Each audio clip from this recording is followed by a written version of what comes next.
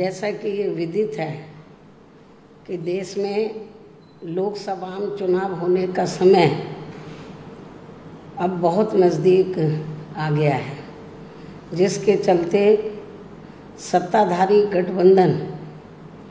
व विपक्षी गठबंधन की अर्थात एनडीए व परिवर्तित किए गए यूपीए की बैठकों का भी काफ़ी दौर चल रहा है। हालांकि इस मामले में हमारी पार्टी भी कोई पीछे नहीं है, बल्कि इन चुनावों की तैयारी को लेकर पिछले कुछ समय से पूरे देश में पार्टी की छोटी छोटी बैठकें व बंद जगह पर कैडर कैंप आदि लेने का भी कार्य काफ़ी युद्ध स्तर पर चल रहा है। और इतना ही नहीं, बल्कि अब एक तरफ सत्ता पक्ष का एनडीए अपनी फिर से पूर्ण बहुमत की सरकार बनाने के लिए अपनी दलीलें दे रहा है, तो वहीं दूसरी तरफ विपक्षी गठबंधन यहाँ सत्ताधारी एनडीए गठबंधन को इस बार चुनाव में मात देने के लिए काफ़ी विरोध कर रहा है, जिसमें बीएसपी भी कोई पीछे नहीं है। जबकि सत्ताधारी पार्टी व विपक्षी पार्टियों के बने गठबंधन के बारे में सच्चाई तो ये है कि यहाँ वर्तमान में विपक्षी गठबंधन के प्रमुख दल कांग्रेस पार्टी ने आज़ादी के बाद शुरू में केंद्र व अधिकांश राज्यों में भी अपने लंबे अरसे तक रहे शासनकाल के दौरान अपनी हीन व जातिवादी एवं पूंजीवादी मानसिकता को त्याग कर यदि देश व आम जनहित में तथा कमजोर वर्गों के हितों में भी पूरी ईमानदारी से कार्य किया होता और विशेषकर कमजोर वर्गों के हित व कल्याण के मामले में परम पूज्य बाबा साहब डॉक्टर भीमराव अंबेडकर की सलाह को भी मान लिया होता, तो फिर ना तो बाबा साहब को अपने कानूनी मंत्री पद से उस समय इस्तीफा देना पड़ता तथा ना ही आगे चलकर कांग्रेस पार्टी को केंद्र व अधिकांश राज्यों की भी सत्ता से बाहर होना पड़ता तथा ना ही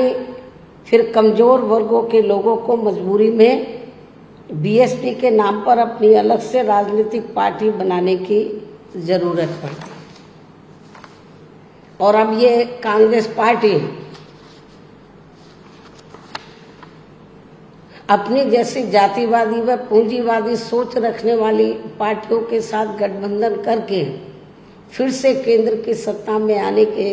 सपने देख रही है, तो वही सत्ताधारी बीजेपी पार्टी भी पुनः केंद्र की सत्ता में आने के लिए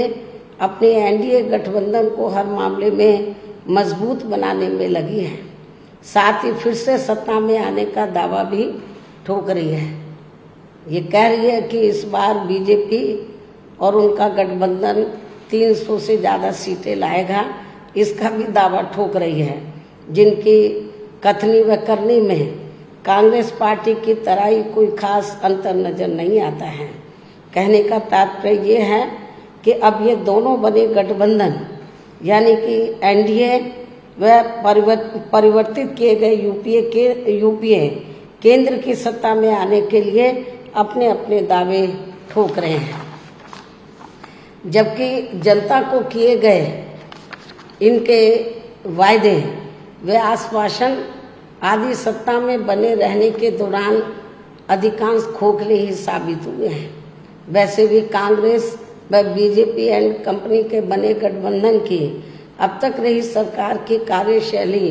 यही बताती है कि इनकी नीति, नियत व सोच सर्व समाज में से विशेषकर गरीबों, दलितों, आदिवासियों, पिछड़े वर्गों, मुस्लिम एवं अन्य धार्मिक अल्पसंख्यकों के प्रति लगभग एक जैसी ही रही है, क्योंकि इन्होंने सत्ता में रहकर शुरू से इन वर्गों के मामले में अधिकांश कागजी खाना पूर्ति ही की है तथा जमीनी हकीकत में इनके लिए कोई ठोस कार्य नहीं किए हैं। लेकिन जब ये लोग सत्ता से बाहर हो जाते हैं तो तब फिर वे अपने वोट की खातिर इनके हितों में काफ़ी लंबी चौड़ी बातें करते हैं। जैसे कांग्रेस पार्टी का गरीबी हटाओ का व बीजेपी का हर गरीब के खाते में 20 लाख रुपए पहुंचाने को लेकर कही गई ये बातें सत्ता में आने के बाद केवल हवाई व खोखली ही साबित होकर रह गई हैं, जिसकी खास वजह से ही बीएसपी ने सत्ताधारी गठबंधन व विपक्षी गठबंधन से ज़्यादातर अपनी दूरी ही बना के रखी है। ऐसी स्थिति में अब इन वर्गों के लोगों को यानी कि कमजोर वर्गों के लोगों को आपसी भाईचारे के आधार पर वे अपना अकेले ही मजबूत गठबंधन बना के या हर मामले में अपनी एकमात्र हितैषी रही पार्टी बीएसपी को ही मजबूती देनी है तथा जिससे फिर यहाँ कोई भी गठबंधन केंद्र व राज्यों की भी सत्ता में पूरी मजबूती के साथ आसीन ना हो सके तथा इसके स्थान पर फिर इनकी मजबूत नहीं बल्कि मजबूर सरकार ही बनेगी। हमारी पार्टी का ये पूरा प्रयास होना चाहिए ताकि बीएसपी के सत्ता में ना आने की स्थिति में भी इन कमजोर वर्गों का यानी कि दबे कुचले लोगों का ये लोग ज़्यादा शोषण ना कर सके। इतना ही नहीं बल्कि ऐसी स्थिति में बीएसपी को भी सत्ता में आसीन होने का मौका मिल सकता है। और जब तक हम लोग अकेले अपने बलबूते पर खड़े नहीं हो पाते हैं, इसलिए इन सब बातों को ध्यान में रखकर अब बीएसपी को लोकसभा चुनाव में व इससे पहले राजस्थान, मध्य प्रदेश, छत्तीसगढ़ व तेलंगाना आदि राज्यों में होने वाले विधानसभा चुनाव में भी अकेले ही चुनाव लड़कर अपनी पार्टी का बेहतर रिजल्ट लाना होगा। लेकिन बीएसपी पंजाब, हरियाणा आदि इन राज्यों में वहाँ की रीजनल पार्टियों के साथ मिलकर जरूर चुनाव लड़ सकती है, बशर्ते अब वर्तमान में उनका एनडीए व परिवर्तित किए गए यूपीए से भी कोई संबंध नहीं होना चाहिए। इसके साथ ही पार्टी के लोगों को हर स्तर पर सत्ताधारी गठबंधन व विपक्षी गठबंधन के सभी साम दाम दंड भेद आदि हथकंडों से भी जरूर सावधान रहना है। इसके अलावा यहाँ मैं ये भी कहना चाहूँगी कि देश में लगातार बढ़ रही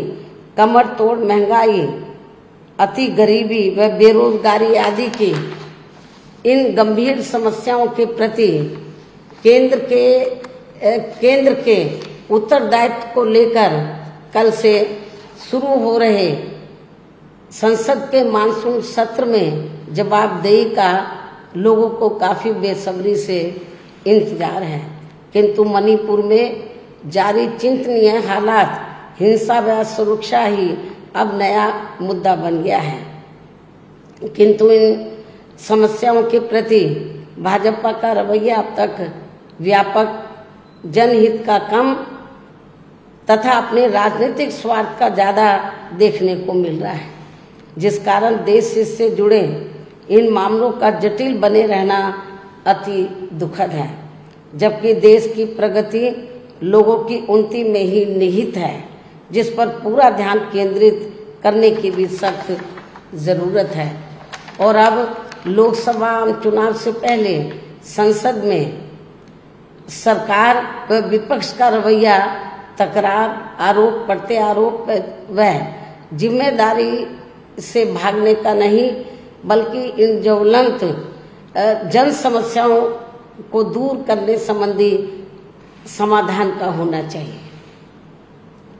क्योंकि इस समय समस्त गरीब एवं मेहनतकश जनता का जीवन काफ़ी दुखी व त्रस्त है, जिनकी सही से चिंता करना सभी का दायित्व भी बनता है। अंत में अब मैं अपनी बात यहीं समाप्त करती हूँ। धन्यवाद। जय भीम व जय भारत।